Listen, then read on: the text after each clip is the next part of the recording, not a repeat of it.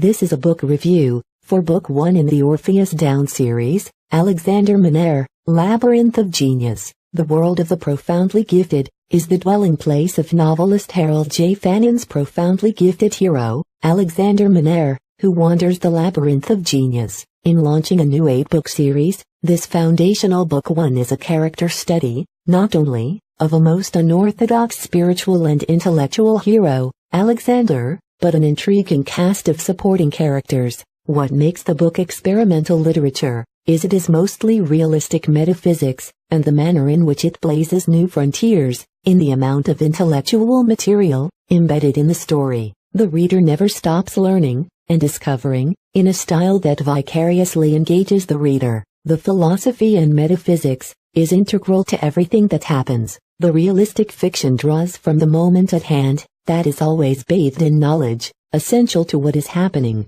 The author describes this as mind candy, and readers will get as addicted as a chocolate addict. Once read, Alexander pulls you into his world and experience. The boy is always on a self-imposed mission, while preparing for even larger missions. You sense this boy has the capacity to change the dangerous, ever-changing world. Alexander's existence is shrouded in a nautilus of mystery, full of unresolved issues, especially those concerning his birth. Questions surround the source of his life. Beyond his intelligence, Alexander has other God-sent gifts. Cast as a victim of destiny, operating in a free world, Alexander slowly uncovers what is expected of him, but still does not know why. It is his burden to bear. His enlightenment is the primary concern of his mother, the ethereal and enigmatic Sybil Monaire. Alexander Monaire's new educational world is also a labyrinth of challenge, as well as one of endless adventure.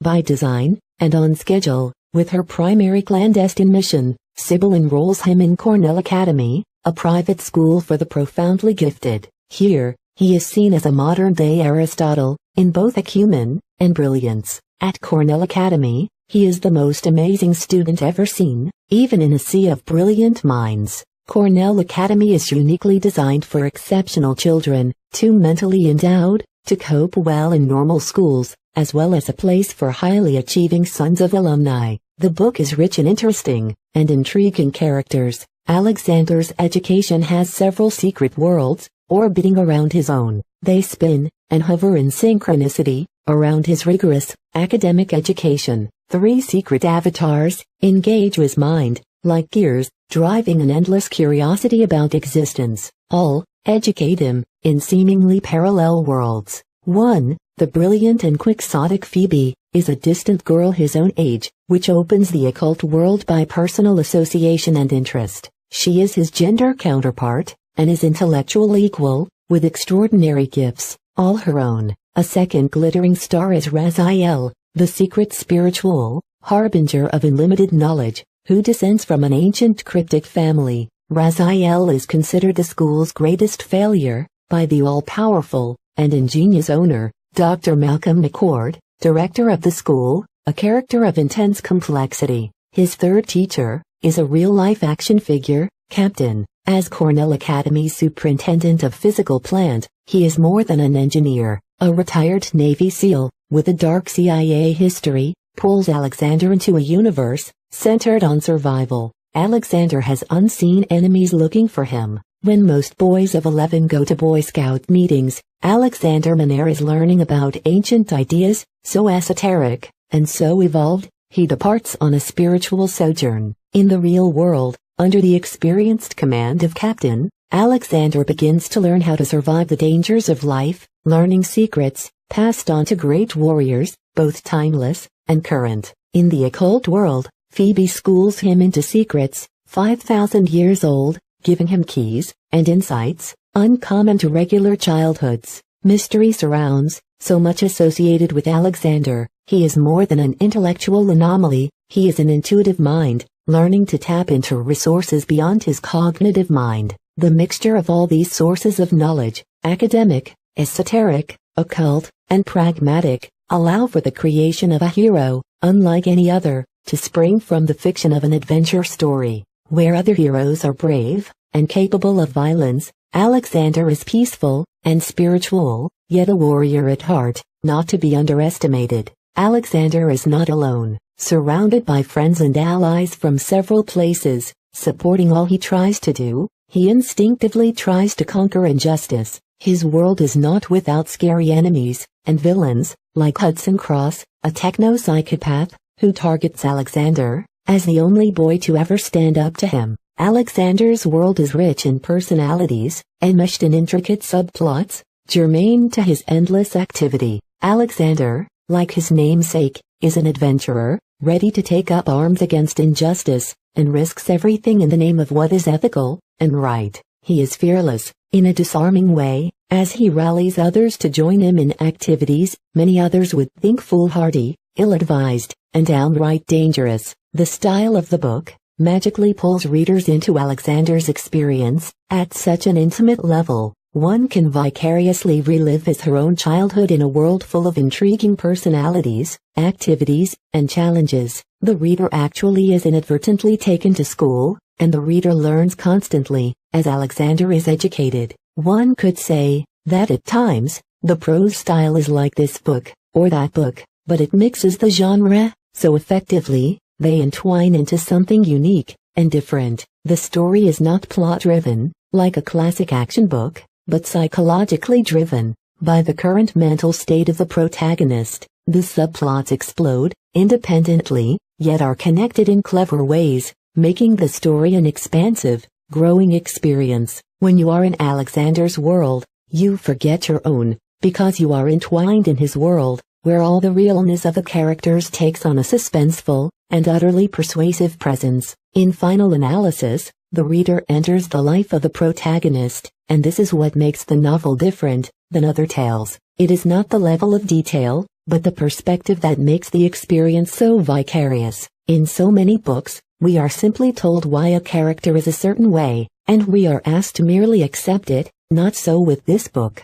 You understand the character's values at first hand, and see his development in an intriguing manner. The prose at times become poetic, in a Fitzgeraldian manner, placing an experience into a greater philosophic perspective. It is a combination of this perspective, and the character's actions and thoughts, that merge into a fiction that is rich and real. What happens is not a stream of consciousness, but conscious streams of thoughts, one leading to another, until they integrate into something more than their parts. All of this growth and development of the character seems leading to something, as it promises more adventures of greater magnitudes, and we understand this character in ways we rarely understand. One, realistic fiction should make a character real, and this book does accomplish that goal. Here we find a boy with amazing mental gifts, rising from a ghetto to attend a prestigious boarding school for profoundly gifted children. Mystery surrounds his unmarried mother, who knowingly applies for the last scholarship available to support the 11-year-old phenomenon.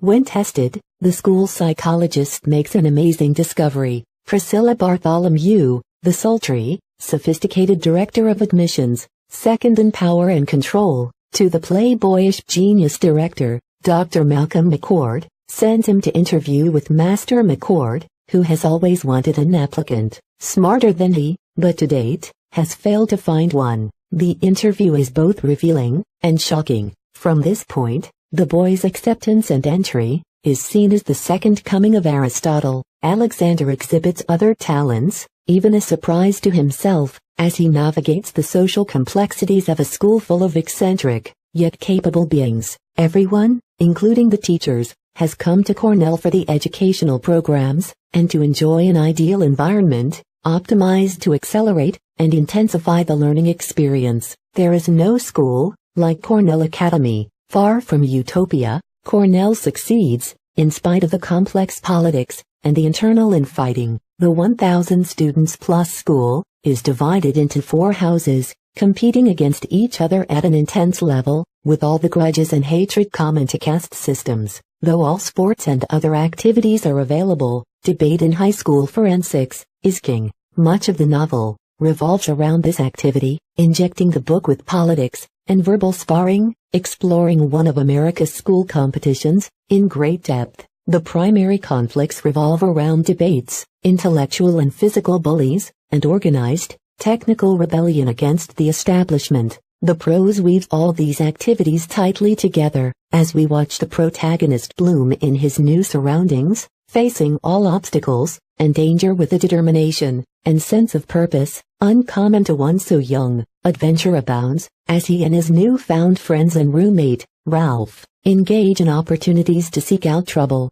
Readers will revel in the well-defined personalities and their complexities. This is a people book. Alexander discovers girls unexpectedly. Though he is in an all-male boarding school, he develops one of the most meaningful relationships in the book, with a girl his age, equally as talented as he. Characters materialize as the plot grows and the action builds. Some of the most interesting characters in literature emerge as the plot unfolds. The subplots enrich the tale as they entwine and connect to all that surrounds Alexander. The unseen existence of the adults in Alexander's world enriches the storyline, engaging the reader in delightful ways. The level of metaphysical material is higher than one expects, and knowledge is revealed that is both rare and stimulating. The book leaves the reader wanting more of everything, more characters, more action, more esoteric knowledge, more secrets, and more intrigue. That is what a series is supposed to do. At the end of each book,